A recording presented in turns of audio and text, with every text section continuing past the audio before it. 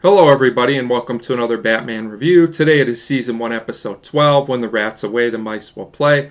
And this is an excellent conclusion to Part 1 and in my opinion the best episode of the show so far, as I feel that the humor and the plot come together very well.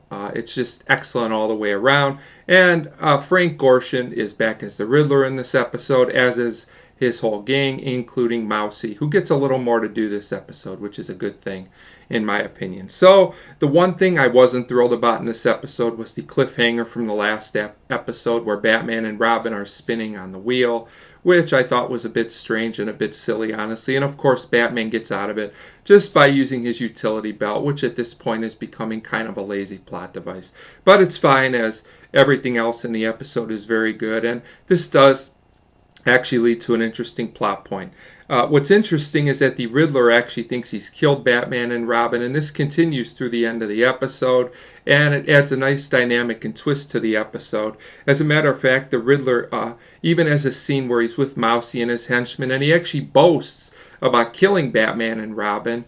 He seems very proud of himself, and he actually references other villains that have been on the show before, and he seems to think he's superior to them because he succeeded where they failed. I thought this added a lot to his character, and that Frank Gorshin was really great in this scene.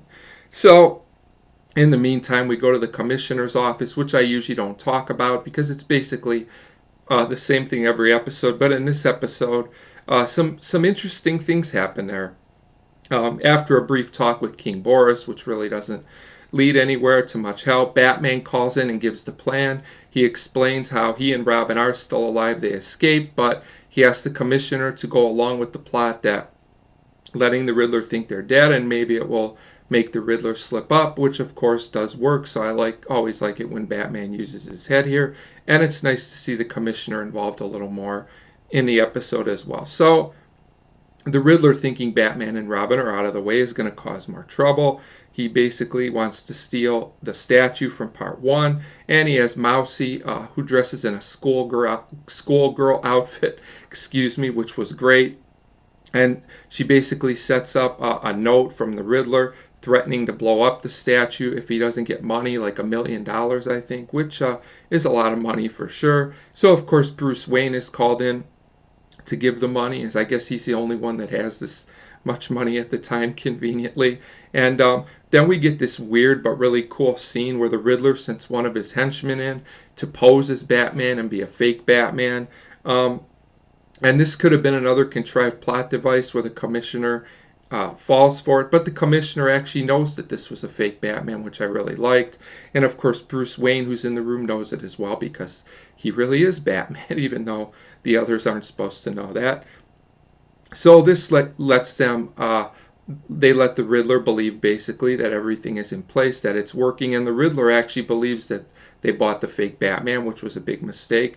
So they set up a trap for the Riddler at the museum, and we get a great scene where Batman and Robin basically burst through a portrait of themselves, which I thought was really cool. And we get one of the better and more entertaining fight scenes of the show so far, in my opinion. And of course, the Riddler and his men are taken, and of course, so is Mousy. But even her final remarks are pretty funny. I thought this was a great episode. There's a lot of plot points in this episode, but unlike other episodes, which are still admittedly fun, in this episode everything fits together well with the main plot. The episode is also very funny, and the riddles work very well, and all the acting is solid as well. So overall, everything just comes together, in my opinion. And I give When the Rat's Away, the Mice Will Play a 4.5 out of 5. Definitely my favorite episode so far, and a must-watch for all fans of the series, in my opinion. So a 4.5 out of 5 for When the Rat's Away, the Mice Will Play. And as always, thank you very much for watching.